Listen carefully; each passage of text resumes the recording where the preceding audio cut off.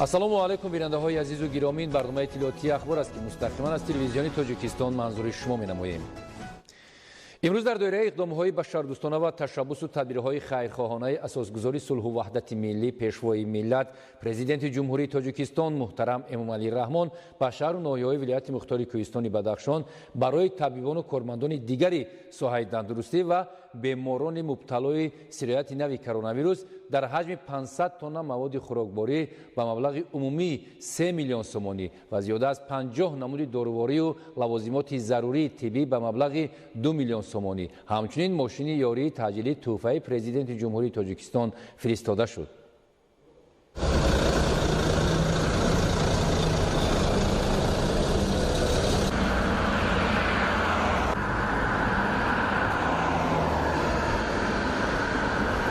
дар доираи иқдомҳои башардӯстона ва ташаббусу тадбирҳои хайрхоҳонаи асосгузори сулҳу ваҳдати миллӣ пешвои миллат президенти ҷумҳурии Тоҷикистон муҳтарам Эмомалӣ Раҳмон бо мақсади дастгирию ҳавасмандгардонии табибон ва дигар кормандони соҳаи тандурустӣ, тақвияти тадбирҳои пешгирӣ аз паҳншавӣ ва муолиҷаи саривақтии беморони гирифтори коронавируси COVID-19 дар шаҳру ноҳияҳои вилояти мухтори Кӯҳистони Бадахшон дар корвони иборат аз 45 мошини пурбор кӯмаки пешвои муаззами миллат аз пойтахти мамлакат шаҳри Душанбе ба вилояти мухтори Кӯҳистони Бадахшон фиристода шуд. бо таваҷҷӯҳ ва ғамхории зиёди сарвари давлат муҳтарам Эмомалӣ Раҳмон тавассути ҳамин корвони мошинҳои пурбор ба 8 шаҳру ноҳияи вилояти мухтори Кӯҳистони Бадахшон барои табибону кормандони дигари соҳаи тандурустӣ ва беморони мубталои сирояти нави коронавирус дар ҳаҷми 500 тонна маводи хӯрокборӣ аз қабили орд, биринҷ, равған, макарон, шакар, картошка, сабзӣ ва пиёз ба маблағи наздик ба 3 миллион сомонӣ дастрас карда мешавад. илова ба маводи озуқаворӣ барои таъминоти тамоми муассисаҳои тандурустӣ ва дигар муассисаҳои дахлдори шаҳру ноҳияҳои вилояти мухтори Кӯҳистони Бадахшон бо дастури пешвои миллат ба маблағи умумии 2 миллион сомонӣ зиёда аз 50 намуди доруворию лавозимоти зарурии тиббӣ аз ҷумла либос ва айнакҳои муҳофизатии тиббӣ, ниқоб, дастпӯшак, маводҳои безараргардонию беҳдоштӣ ва дигар воситаҳои техникии тиббӣ, ҳамчунин ба беморхонаи марказии вилоят 1 адад мошини ёрии таъҷилӣ тӯҳфаи президенти ҷумҳурии Тоҷикистон фиристода шуд. ёдовар бояд шуд ки дар моҳи апрели соли равон бо дастури пешвои муаззами миллат муҳтарам Эмомалӣ Раҳмон ба тамоми иншооти соҳаи иҷтимоии шаҳру ноҳияҳои вилояти мухтори Кӯҳистони Бадахшон 500 тонна ангиш дастрас карда шудааст. кӯмаки навбатии асосгузори сулҳу ваҳдати миллӣ пешвои миллат президенти ҷумҳурии Тоҷикистон муҳтарам Эмомалӣ Раҳмон ба шаҳру ноҳияҳои вилояти мухтори Кӯҳистони Бадахшон дар маҷмӯъ маблағи наздик ба 5 миллион сомониро ташкил медиҳад ва барои дастгирию кӯмаки табибону кормандони соҳаи тандурустӣ ва беморони гирифтори сирояти нави COVID-19, пешгирӣ аз паҳншавии бемории сироятии коронавируси COVID-19 ва пурзур намудани тадбирҳои зидди сироятию безараргардонӣ дар тамоми шаҳру ноҳияҳои вилоят ниҳоят муҳиму саривақтӣ мебошад. бо мақсади ба таври шаффоф, мақсаднок ва суроғавӣ дастрас намудани маводи доруворӣ ва молу маҳсулоти хӯрокборӣ ба шаҳру ноҳияҳои ҷумҳурӣ аз ҳисоби аъзои ҳукумати мамлакат, кормандони масъули дастгоҳи иҷроияи президенти ҷумҳурии Тоҷикистон ситоди ҷумҳуриявӣ оид ба пешгирии паҳншавии бемории коронавирус COVID-19 ва вазорати тандурустӣ ва ҳифзи иҷтимоии аҳолии мамлакат гурӯҳи корӣ таъсис дода шудааст. ҳамин тавр аз ҷониби асосгузори сулҳу ваҳдати миллӣ пешвои миллат президенти ҷумҳурии Тоҷикистон муҳтарам Эмомалӣ Раҳмон ба тамоми минтақаҳои мамлакат марҳила ба марҳила кӯмаки тиббӣ ва хӯрокборӣ равона карда мешавад. кӯмакҳои башардӯстонаи пешвои миллат муҳтарам Эмомалӣ Раҳмон ки аз мошини ёрии таъҷилӣ, миқдори зиёди доруворӣ, лавозимоти тиббӣ ва маводи ниёзи аввалия иборат буд, ба ноҳияи дурдасти Лахш расид. Нуриддини Қурбон ва Баҳриддини Исомиддин аз ноҳияи Лахш гузориш медиҳанд. حکومت جمهوری تاجیکستان حفظ سالمی جامعه را در محور سیاست امروزه دولت قرار داده، امروزها برای پیشگیری پهنشوی بیماری سرایتی کرونا ویروس نو کووید 19 و معالجه سریوقتی بیماران تدبیرهای مهم را عملی می‌نماید. در این روزها با دستور و اقدام بواسطه پیشوای ملت محترم امام علی رحمان به شهر و ناحیه‌های وادی رشت از جمله به ناحیه لخش داروواری مواد خوراکه فرستاده شد که برای بیماران و طبیبان و دیگر احتیاجمندان پیش بینی شدند. پیشوای ملت پرزیدنت جمهوری تاجیکستان محترم امام علی رحمان شرایط و موقع کوهستان ناحیه لخش را به نظر گرفته وابسته به وضعیت امروزه برای طبیبان و به بیماران سریوقت رساندن کمک اولیه طبی یک نقلیات یاری تعجیلی کمک نمودند. اقدام و تشبس‌های انسان دوستانه پرزیدنت کشور جهت بهتر نمودن خدمت رسانی طبی به اهالی وابسته به پیشگیری و طبابت سریوقتی بیماری کووید 19 به مؤسسه‌های طبابتی ناحیه لخش علاوه نامگوی زیادی داروواری برای طبیبان، لباس‌های مخصوصی محافظتی، نقاب‌های طبی، مواد آنتیسپتیکی، بی‌ضررگردانی و دیگر لوازمات طبی کمک کرده شد. امروز با دستگیری اساسگزار صلح و وحدت ملی پیشوای معظم ملت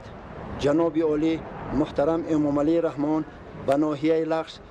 کمک‌های بشردوستانه رسانیده شد. یک عدد ماشین یاری تعجیلی برای باز هم بهتر نمودن خدمت رسانی به بیماران و یک مقدار داروواری برای پیشگیری و طبابت بیمارهای سرایت یافته و 5 دانه خوراکواری آورده شد. میانه‌دارگی خویش را به اساسگزار صلح و وحدت ملی پیشوای معظم ملت جناب عالی محترم امام علی رحمان میرسانم که در این روزهای دشوار ما را همه جانبه دستگیری کرده ایستادند. کمک رسانده شده از جمله غمخوری‌های رعیت پرورانه دولت و حکومت جمهوری تاجیکستان خصوصا پیشوای ملت محترم امام علی رحمان میباشد که در این روزها نهایت تدبیر مهم، سریوقتی و روح بلند کننده به حساب میرود. باید تاکید ساخت که حکومت مملکت برای طبابت سریوقتی بیماران و گرفتن پیش راه پهنشوی من بعده ویروس تمام امکانات را سفربر نموده در پی هر چیز زودتر رها بخشیدن جامعه از این مشکلات میباشد. در پیروی به تشبس‌های انسان دوستانه اساسگزار صلح و وحدت ملی پیشوای ملت پرزیدنت جمهوری تاجیکستان محترم امام علی رحمان در این شب و روز از جانب مقامات اجرایی حکومت دولتی ناحیه لخش برای تامین نمودن مؤسسه‌های طبابتی ناحیه با لوازمات طبی و داروواری 30,000 سامانی جدا کرده شد. همزمان از جانب مقامات اجرایی حکومت دولتی 50 عدد رویپوش و محلول بی‌ضررگردانی خلار کمک رسانده شد که برای تامین کردن بیمارخانه‌ها با مواد ضروری طبی عملی کرده شدند. اینچنین از جانب دیگر صاحبکاران خیرخواه ناحیه لخش نیز چنین کمک‌ها به طبیبان رسانده شد که اقدام پیشگرفته آنها قابل دستگیری میباشد. خصلت‌های نکو و تشبس‌های رعیت پرورانه اساسگزار صلح و وحدت ملی پیشوای ملت پرزیدنت جمهوری تاجیکستان محترم امام علی رحمان را دیگر صاحبکاران محلی از جمله رهبریت کارخانه استحصالی غیور سمنت جانبداری نموده به بیمارخانه و دیگر مؤسسه‌های طبی ناحیه لخش مواد داروواری کمک کرده شد. نوریدین قربان، بهرالدین اسماعیل‌دین، عبیدالله سیولی از ناحیه لخش برای برنامه اخبار. کارمندان ساحه تندرستی مملکت این شب و روز در مبارزه بر ضد وبای عصر پاندمی کووید 19 شبانه روزی در خدمت میباشند و طبیبان تحت غمخواری و توجه اساسگزاری صلح و وحدت ملی پیشوای ملت پرزیدنت جمهوری تاجیکستان محترم امام علی رحمان قرار دارند. در پیروی به تشبس‌های انسان دوستانه رهبریت عالی دولت و حکومت مملکت از جانب صاحبکار وطنی عبیدالله رازقوف رهبری جمعیت دارای مسئولیت محدود سامانسیر با 4 شهر و ناحیه مملکت با کارمندان بیمارخانه‌ها مواد غذایی، لباس‌های محافظتی برای طبیبان و مواد آنتیسپتیکی کمک کرده شد. گزارش خبرنگاران ما. دستگیری نمودن قشر نیازمند جامعه از عملهای نیک انسانی محسوب یافته باعث رویبلندی این قشر جامعه می‌گردد و خود انسان سخاوت‌پیشه را نیز شاد و مسرور می‌گرداند. امروزها که جامعه جهانی با وبای عصر کرونا ویروس نو کووید 19 دست به گریبان است، دستگیری نیازمندان مخصوصاً طبیبان که در صف پیش مبارزه با این خطر جهانی قرار دارند تقاضای زمان دانسته می شود. این است که در کشور رساندن کمک به طبیبان و اهالی کمیزاعت، یتیمان و بیپرستاران و شخصان احتیاجمند به حکم عنعنه درآمده است و صاحبکاران وطندوست در پیروی با اقدام‌های انساندوستانه پیشوای ملت محترم امام علی رحمان عملهای خیر و ثواب را مطابق به قدر امکاناتشان انجام می‌دهند. این نوبت از جانب صاحبکار وطنی عبیدالله رازقوف رهبر جمعیت دارای مسئولیتش محدود سامانسیر با مؤسسه تندرستی بیمارخانه گاستروانترولوژی شهر دوشنبه که طبیبان آن با طبابت بیماران با نشانه‌های بیماری سیرویتی کووید 19 مشغولند با مقدار معین موادهای طبی و پروفیلاکتیکی از قبیل لباسهای محافظتی، دستپوشک، نقاب، عینک و اینچنین مواد خوراکواری از قبیل آرد و روغن، شکر و برنج با طبیبان و دیگر کارمندان سطح گوناگون این بیمارخانه کمک رساند. کارمندان مؤسسه پژوهشگاهی گاستروانترولوژی وزارت تندرستی و حفظ اجتماعی اهالی جمهوری تاجیکستان من امروز می‌خواستم میناداری خود را به صاحبکاران وطنی رازقوف عبیدالله کمکی خود را درغ نداشته در همین روزها طبیبان را دستگیری کرده ایستادند. من هم شاهد آن هستم که یک قسم مواد خوراکی موادهایی که نقاب‌ها عینک‌ها به ما دسترس کردن ما میناداری خود را از نام تمامی کلکتیو بیان میکنیم. در سیاست اجتماعی روابط دولت و حکومت جمهوری تاجیکستان دستگیری مولوی مؤسسه حفظ اجتماعی و اولای کمیزدوات افضلیت دارد و این برتریت در سالهای من بعد نیز باقی میماند. همین طور چنین کمک‌ها از جانب این شخص وطندوست صاحبکار وطنی عبیدالله رازقوف با بیمارخانه ناحیه یاوان ولایت ختلان نیز لباس‌های محافظتی، دستپوشک، نقاب، عینک و اینچنین مواد خوراکواری از قبیل آرد و روغن، شکر و برنج رسانیده شد. میناداری خویش را به اساسگذار صلح و وحدت ملی پیشوای ملت محترم جناب عالی پرزیدنت جمهوری تاجیکستان امام علی رحمان میرسانیم که در فضای چنین صاحب استقلالی دولت توانستند که صاحبکاران تاجیکستان آزادانه کار و فعالیت کردند. امروز باشد یکی از صاحبکاران با ننگ و ناموس ملت ما عبیدالله رازقوف هستند که به بیمارخانه ما تشریف آوردند. در این شرایط حساس توانستند از مواد آذوقه‌واری از قبیل آرد، روغن، شکر و موادهای داروواری از قبیل عینک‌های محافظتی، دستپوشک‌های یک کرته و لباس‌های محافظتی یک کرته و بسیار کرته و بیمارخانه ما یاری رساندند و این هم باشد کمکی خود را دریغ نداشتند و در بر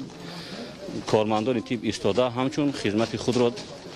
پاداش کردند. در این برابر همچنین نفران سخاوت پیشه نیز در پیروی از این اقدام‌های بشردوستانه حکومت مملکت دست کمک به نیازمندان می‌رسانند. خلق سربلند تاجیک در همه دور و زمان به طبقه‌های نیازمند دست یاری دراز کرده سخاوت و همت بلندی عبرت‌آموز نشان داده است. حکومت جمهوری تاجیکستان تحت رهبری اساسگذار صلح و وحدت ملی پیشوای ملت پرزیدنت جمهوری تاجیکستان محترم امام علی رحمان وضع اجتماعی طبقه‌های آسیب‌پذیر جامعه را همیشه در مرکز دقت خود قرار داده وابسته به رشد اجتماعی و اقتصادی کشور برای بهتر نمودن شرایط آنها پیوسته چاره‌جویی می‌نماید. با مؤسسه طبی شهر وعده نیز در دایره این اقدام انساندوستانه مواد خوراکی از قبیل آرد و شکر، روغن و دیگر محصولات مورد نیاز اول اینچنین به مقدار معین موادهای طبی و آنتیسپتیکی برای طبیبان دسترس کرده شد. میناداری به پایان خود را نسبت صاحبکار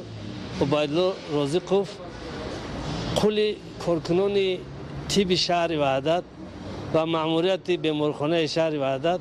و این صاحبکار وطنی میرسانیم که امروز به طبیبانی که در بیمارخانه های شهر وحدت خدمت خلق را کرده ایستادند یاری خود را دریغ نداشته به طبیبان آورده رساندند. حکومت جمهوری تاجیکستان که اجتماعی را در اولویت سیاست خود قرار داده است نسبت به اشخاص نیازمند و یتیمان و بی‌پرستاران را به توجه نیز و پیوسته برای بلند برداشتن سطح زندگی و روی آنها تلاش به خرج می‌دهد. البته دستگیری طبیبان که در صف پیش مبارزه بر ضد این وبا قرار دارند و مهربانی نمودن نسبت به آنها نیز عمل خیر و ثواب و پسندیده انسان که سرمشق می‌گیرد از اقدامات بشردوستانه پیشوای ملت محترم امام علی رحمان. با طبیبان ناحیه فیض‌آباد نیز از جانب این صاحبکار وطنی مقدار معین مواد غذایی از قبیل آرد، برنج، روغن، شکر و مواد پیشگیری کننده که عین حال خیلی نیاز به آنها موجود است از قبیل لباس‌های محافظتی، دستپوشک و نقاب، عینک و موادهای آنتیسپتیکی کمک رسانیده شد. با دستگیری سخاوتمندان دیار از آن جمله عبیدالله رازقов امروز کارمندان ما با موادهای غذایی اولین درجه از قبیل آرد، شکر، برنج، روغن و غیره تامین کرده شدند. ما کارمندان طب وعده میدیم که خدمت رسانی طبی را به